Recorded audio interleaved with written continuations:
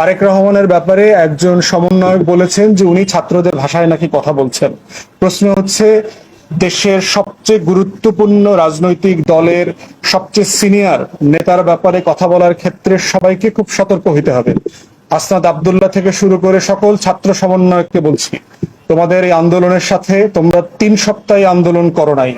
এই আন্দোলন বাংলাদেশের গণতন্ত্রকামী মানুষ গত 17 বছর থেকে করেছে।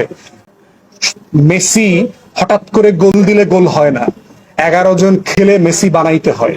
অতএব তোমরা যদি মনে করে থাকো তোমরা 3 সপ্তাহে মেসি হইছো, তোমরা 3 সপ্তাহে রোনাল্ডো হয়ে গেছো, তোমরা বোকার স্বর্গে বাস করছো। তাই সিনিয়র পলিটিশিয়ান এবং পলিটিক্যাল পার্টি নিয়ে কথা বলার ক্ষেত্রে সকল ছাত্র নেতাকে অত্যন্ত সতর্ক হইতে হবে। কোনো ফাইজলামি করবার সুযোগ কিন্তু নাই। কারণ তোমরা কে কয়জন মারামারি করছো, কোন তারিখ থেকে কোন তারিখ মারামারি করছো, তোমরা কয়জন আহত হইছো আর কয়জন নিহত হইছো, সবকিছুর গল্প আমরা জানি। তাই তারেক রহমান সম্পর্কে অবশ্যই সমালোচনা করবার অধিকার আছে সবার রাজনীতি হিসাবে, কিন্তু তারেক রহমানকে অথবা কোনো রাজনৈতিক দলের নেতাকর্মীকে হেয় করে কথা বলার কোনো রাইট নাই। কিন্তু এর মানে এটা না যে কোনো রাজনৈতিক নেতাকর্মীর সমালোচনা করা যাবে না। তার ব্যাপারে যেটা বলা হয়েছে, উনি ছাত্রদের ভাষায় কথা বলছেন। ছাত্রদের এই আন্দোলনে তো বিএনপির রোল ছিল। বিএনপির মহাসচিব বলেছেন যে এই জুলাই আগস্টের গণহত্যায় বিএনপির 200-র উপর নেতাকর্মী মারা গেছে। তো ছাত্রদের ভাষায় কথা বলা মানে এটা কি ধরনের কথা? তত আমরা মনে করি যে কথা বলার ক্ষেত্রে সতর্ক হইতে হবে। কোনো রাজনৈতিক নেতাকে ছোট করা যাবে না, কারোর ত্যাগকে ছোট করা যাবে না। মাদ্রাসারও শত শত মানুষ শহীদ হয়েছেন, কওমি মাদ্রাসার, আলিয়া মাদ্রাসার, জামাতের, শিবিরের, হেফাজতের। প্রত্যেকের অবদানকে শ্রদ্ধার সাথে স্মরণ করতে হবে আমাদের এই আন্দোলনে। এটা কোনোভাবে ছোট করবার সুযোগ নাই। সাংবাদিকরা দায়িত্ব পালন করতে গিয়ে 4 জন না 6 জন সাংবাদিক শহীদ হয়েছেন।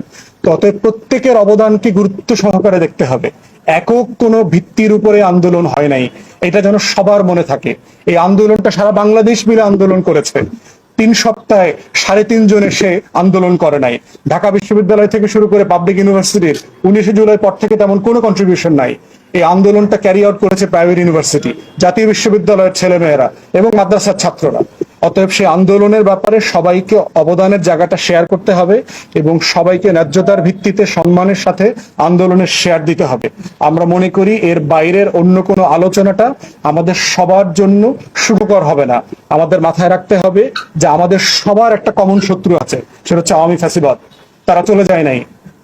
হাসিনার একটা রিসেন্ট ভিডিও আসছে, গতকালকে সম্ভবত আপনারা দেখেছেন, যে হাসিনা এখনো কিভাবে প্রশাসনে তার যত অনুগত লোক আছে এবং তার রাজনৈতিক নেতাকর্মী আছে তাদেরকে সে ইনস্টিগেট করছে, তাদেরকে সে খেপিয়ে তোলার চেষ্টা করছে, কিভাবে অর্গানাইজ করা যায়, এই সরকারকে ব্যর্থ করা যায় সেটার জন্য চেষ্টা করছে।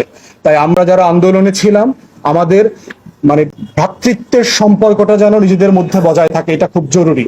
আমাদের যে কমন শত্রু আছে, এই শত্রুকে সবাই মিলে ফাইট করতে হবে। নিজেদের মধ্যে অন্তর্দ্বন্দ্ব, কলহ এবং যুদ্ধ যেন কোনোভাবে বেঁধে না যায়। তাই আমাদের কথা এবং কাজের ব্যাপারে আমাদের নিজেদের মধ্যে যথেষ্ট জবাবদিহিতা থাকতে হবে বলে আমি মনে করি।